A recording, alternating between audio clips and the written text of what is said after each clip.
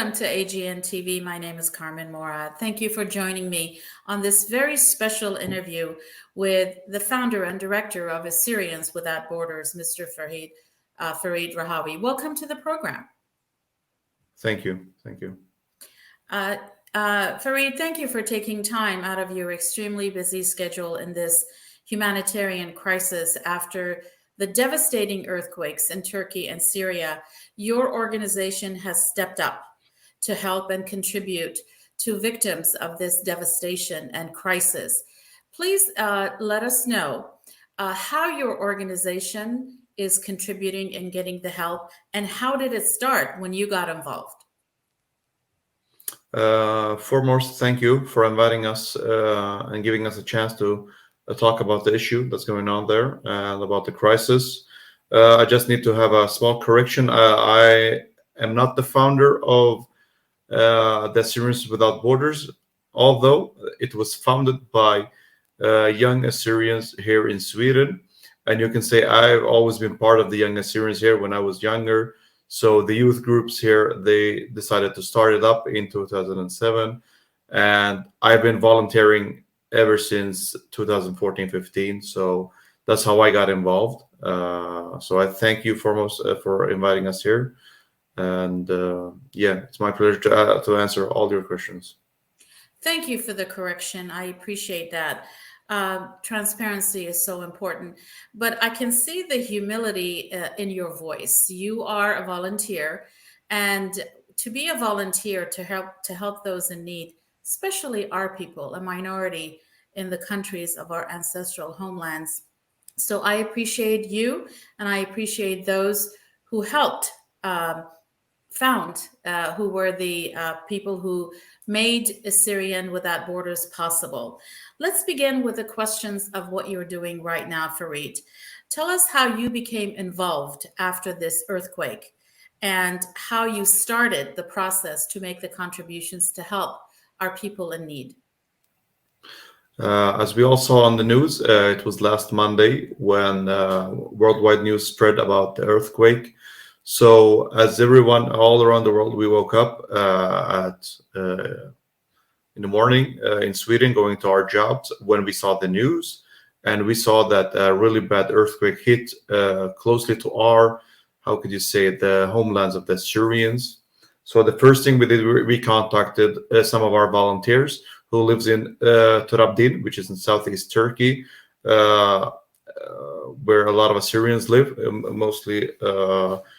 A lot of them are members in the Syriac Orthodox Church. So we contacted them and asked them, how are you guys? Have you felt anything? Are you okay? And they were very, very shocked up, where they all woke up from the bad earthquake. They didn't know what was happening. Thank God nothing happened to them nor their houses, but they really felt it really bad. And as of the rest of the world, they also woke up and saw that on the news that a huge impact, a huge devastation was happening very close to their borders too. So after that, we is there any of those are injured? So we're starting. That's where we started the first process to see what can we do and how big impact is it and how bad is the devastation. Where are you at right now? Where are you located? We as an organization are located in Sweden, mostly in the Stockholm district, but also we are spread all around Sweden. So we have volunteers who lives all around Sweden, but our contribution is always aimed for the homelands, native homelands, which today is Lebanon, Iraq, Syria, and southeast of Turkey. Thank you, Ferit. It's important for everyone to know watching how this process actually takes place. There's always challenges in those regions. There's political challenges, there's humanitarian challenges. What challenges have you faced when you tried as an organization and as volunteers to help in that region? First of all, we tried to gather some information about seeing if there was any casualties or injuries amongst Assyrians, and we could definitely see that there was some Assyrians that were injured and also died during the first days. So we tried also to collect some information from the authorities, what was needed, what was the first emergency aid. So what we did, we were talking to the authorities and also our volunteers. They talked to them and said like, hey, Assyrians Without Borders, they're going to be here. So the authorities there, they know about our work there, and they gave us, as you say, a green light to go through the checkpoints where we could easily walk through and check some areas as a humanitarian aid organization. So during the process of doing the collection of the donations and also seeking for what we can do there, we didn't have any problems during the road. The only thing that was and is still affecting a lot of help organizations there is that there's a lot of thieves and a lot of stuff going against help organizations out of their trucks and their loads with supplies. So that was something we had in mind when we were doing all of the deliveries, when we starting to buy all of the supplies in need, food, medical stuff, emergency first kit, emergency aids, packages, water, all of that, which is very needed in the first place. Stuff for the sanitary works for the families. So we loaded our truck, and we knew that there was risks that our truck could be aimed for problem as well. But the authorities, they gave us the green light. They told us to just make sure that when we go to the checkpoints, that we would check in our numbers, and they could see from our signs that this is a legit help organization. So we also got transportations from between the checkpoints, so we could easily go to the villages that were harmed. But that was like the first problems we were facing, of course. But there was also a lot of stuff where we had to be very careful, making sure that our volunteers were not in any harm or anything, and made sure that their families also are okay. Because everything we do as an organization, we do it voluntarily. Me as a president, everything I do it as a volunteer too. And a lot of these guys that helps us out, all of our volunteers, you probably saw it on some of the videos we've been showing you on our social medias. People are leaving their families to help out people in need. We could also see a very beautiful video where some of our women in the Assyrian villages in Torabdin, where they were making bread for families in need. And this is a very beautiful act of the Assyrian culture, where we'll really always want to bring out the best of us to help people in need. So we really could see some very beautiful stuff going on amongst our people. People are very humble when crises like this happen, and they really want to help out. Ferit, it is during these humanitarian crises and conflict and war, it's this adversity that brings out the best and worst in people. And I am glad you're telling us of both, because for those of us who live in diaspora, me personally, I am looking for a way to make a donation, but I want to make sure that my donation, and this is my next question for you, Ferit, is it the best to donate monetarily, to give money, or do you recommend that it's better to do that, or do we collect things and send them? Which is the best way that can be the most productive to reach victims?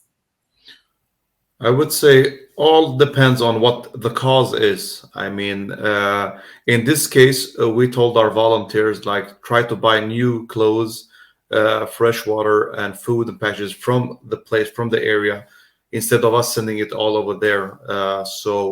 And we also we had to have in mind that sending clothes can also, you never know if people would have them washed or not. So there's a huge risk of diseases coming through when you're going to sell some stuff between countries.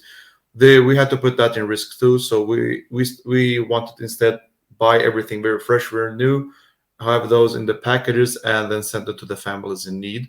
But it all depends on what the cause is. I mean, there is also a very beautiful thing of where people buys new stuff here in the diaspora. They want to contribute. It's also very good for people to try at least to do something where they're collecting clothes, shoes, whatever that is needed, and it can be sent over there. Of course, Uh, it takes a lot of time. It takes a lot of administration, a lot of manpower to do that, of course. But it is a beautiful thing to do that. We have done it here in Sweden too, from the Assyrians Without Borders. A couple of years ago, we chose to collect toys. We wanted to send them to our kids in northern Iraq. We felt that there was a need, maybe not the need of doing it, but we felt like it would be something, gathering people here in Sweden to do something very beautiful for our kids, since a lot of people and a lot of families had economic difficulties. And also, we could send it fresh toys all the way there to Iraq, since an Assyrian company here helped us with the transportation. So the administration we had very easy with handling with it, and we all here participated as volunteers. So there are some there can be difficulties, but also there is a beautiful cause of doing it. And I've seen and I've encouraged a lot of people here to go to churches where they have been doing some collections. Private persons or organizations have been doing it. And I think it's a beautiful thing to do. I mean, people feel good of doing that. So of course, I'm encouraging people to do that. But us as an organization, we've tried to buy everything there. So all donations that comes to us, we are directly trying to make sure that it all goes down there to our team, and they can buy all stuff that is needed for families in need, of course. But there is a beautiful cause of doing collections. I could say it's a good way to do that. I've been doing it a couple of times here in Sweden before, and I encourage people to do that. Absolutely. You are a nonprofit organization, Ferit. So, for those of us who make contributions to causes that are directly for our people, people can donate to IRC, to the Red Cross, but they are not for sure certain that this will go to that particular marginalized and minority community. So, what other nonprofits do you work with that you feel you help each other out for whatever needs you have? They can fulfill that need. What other organizations for our people do we have in that region? I was recently talking to Juliana Temorazi. I got in contact with her organization, Iraqi Christian Relief. And first of all, it's wonderful to see how our Syrian organizations can work together for the same cause. And we both of us had really the same ideas of trying to connecting our organization of trying to provide families in need. Since her organization was having contacts with a lot of families that was affected on the western side of the earthquake. And mostly of our guys from the Assyrians Without Borders, they were more in the eastern side. So there's a huge block between and the gap of the earthquake. But we're trying to connect them right now. So we're trying to make sure that we can help out each other. Maybe there is some people from the western side, maybe they need to take some refugee in the other side. And therefore, a lot of Assyrian homes in Torabdin has been willingly to help out and to give refugee to people in need. So right now we're trying to work something out and see what will happen. And of course, as I also said it in other interviews, I think I have to mention it again. The process will take a long time. So we are only in the beginning, or we're starting to enter the second phase of the crisis, where we need to take care of people that have no houses, that has problem with fresh water, clothes. Winter is there also. So we are in the second phase of helping out people. And there's going to be a long process. We're talking, I think this is going to take a lot of time. We are facing a lot of months where families can be affected by the crisis. So therefore, our organizations have to be prepared for what will happen, what might be coming. And thankfully, to all those Assyrians in the homelands that are willing to help out with refugee, that shows really an amazing spirit from the Assyrians. I really love that. So, yeah. So yeah, I'm trying to keep very positive, though there's crisis, but I'm trying to see the positive things also happening around us. Fareed, our nation and our people, unfortunately, are used to adversity. We have been through one crisis after another, whether it's war or conflict, and now a natural disaster, that our people are continuously displaced, whether internally or they are leaving their homeland. But the need is there, and this is a call for unity. This is a call for how we can help. For those of us, as I mentioned earlier, living in diaspora, I'm going to ask you to provide us with information, whether it's a link, whether it's a website or an email, on how we can share this information with our viewers to make sure that if they have it in their heart, if they want to donate or contribute, they can reach you. Or also, if there's other organizations that can join in this effort with you to make sure. Let me ask you this in closing, Ferit. What is the first thing that you did, the first thing that you helped with that was needed urgently? You mean in this earthquake In this crisis? instance, yes. It was food packages, it was medical aid, fresh water. We bought some clothes, and that was the first aim. And also, we're trying to see what kind of families that were in need, especially those who had casualties. I mean, it can be very traumatic to have a family member passing because of this crisis. So we had to locate where we could find some Assyrians around those areas and how we could provide with aim. We also have to keep in mind that there has been a lot of organizations around those areas, much bigger than us, all around the world, from all around the world, has been in those areas and trying to help out. But there's a lot of difficulties, of course, since the first days there was a lot of smaller earthquakes coming around. I mean, those second earthquakes were very devastating as well. So we had to be very careful with just going out and not being too much impulsive of helping out, since you have to be working very strategic when you do stuff like this.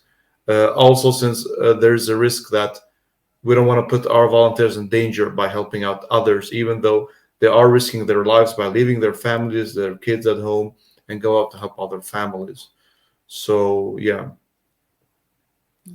Thank you for sharing that aspect of how this devastation involves people who volunteer, people who also need to be safe themselves. But this is just the beginning of this crisis. There is the sustainability of housing, as you mentioned. There is, when I talked about clothes, we get all emotional, we want to help. But there's also the cultural competency of what can be worn there, for example. But I believe that when it's monetary help, it helps you as an organization in ground zero, as we call it, to provide what's needed first, and then to work, hopefully, with the local government to make sure that our people have a voice, to make sure that they are represented. And representation during these times is extremely important so they don't fall through the cracks and they have someone who is able to unite with other organizations, whether Assyrian or not, to make sure that our people are not left out. Exactly. Ferit, in closing, what would you like to share with our viewers? And again, please mention to us how we at AGN can help you with your cause to make sure that the message is sent, and how our viewers can help and get more information from your organization on the status of the most recent help that our people are getting. First of all, thank you to you guys for inviting us here. Thank you for trusting us to be part of your program and to be part of your network. I appreciate it a lot, me personally, and the whole of us organization of Assyrians Without Borders. We have our official website, which is in Swedish is assyriautangränser.se. Easiest way is to just maybe Google our name. You're going to find our webpage there. You can find us at Instagram, Assyrians Without Borders, where you can click and see the latest stuff we have been putting out about what's going on in the crisis. And you can also follow some of our work we have done throughout the past years. You have all the information there if you want to donate. We have our Twitter page as well. We are on Facebook as well. And we also encourage whatever you guys want to feel free to donate, either if it's to us or whatever organization you feel of trusting. It's up to you guys. I always encourage people to donate to someone you guys trust, but always look at the history of the organization, making sure that they're really working trustworthy and that their work is aimed for our people as well. And that's how we're trying to work. And I also want to say thank you to all of our partners in the homelands. We have a lot of partners, a lot of organizations we work with. It's amazing to see how Assyrian organizations can collaborate and really come together when the crisis is there, but also when we want to share happiness. For instance, for Christmas time, we want to do some Christmas charity as well. It's an amazing opportunity for organizations to come through. And as I said to Juliana as well, we are Assyrians without borders. There's no borders by being Assyrian. We don't care. I'm always going to mention this. We don't care which church your parents belong to or which part of the homelands people come through. We're all the same. Doesn't matter what you call yourself, which church you belong to. As I said, we're all the same in this. We're always going to be open for listening to other donors who wants to come in contact with us as much as we can, because everything we do it voluntarily. We're leaving our work to do this, so I'm not working with this as a daily basis. I'm truly doing this on a voluntary basis, and I love to do this. All of my colleagues love to do this as well, and we're also trying to be role models for other Assyrians who are trying to do the same thing by helping out your own nation, your own people in the homelands. Thank you guys so much. We've seen what you guys have done. All of people who've been sharing our work, donating, seeing and really trusting what we can do for our people in crisis. As you said, our people have been lived through a lot of crises throughout the years. It is an Assyrian trauma, but also we have to remember we've always survived these stuff by always staying strong together. And let's continue doing that. Believe me, it's going to work. And don't worry about the Assyrians. We're always going to help out. And thank you so much. I'm truly blessed. Thank you, Ferit. You are so articulate and so intelligent beyond your years, because we need to hear these things, because this is a humanitarian issue. As you said, no borders. We also have to make sure that it is our nation, it is our brothers and sisters, regardless which country, regardless which faith they are free to worship. But thank you so much for doing what you're doing. Thank you for being a role model for our new generation. And we are happy to have you back at AGN anytime to share with our viewers what leadership means and what it looks like. Thank you, Ferit. Thank you so much. Thank you. This concludes my conversation with President of Assyrians Without Borders, Mr. Ferit Rhawi.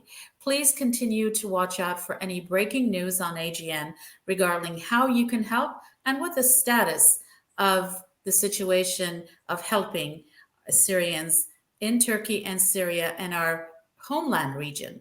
Thank you for joining us. We will see you next on The Modern Assyrian.